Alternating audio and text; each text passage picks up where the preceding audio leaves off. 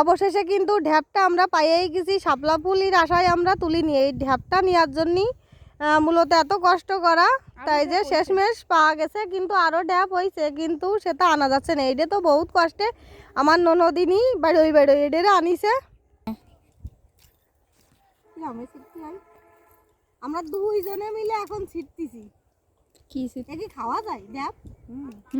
ঢ্যাপের খই হয় ভালো। ঢ্যাপের খই নে ওই অল্প একটু নেন, 10-20 সেকেন্ড নিলেই তো।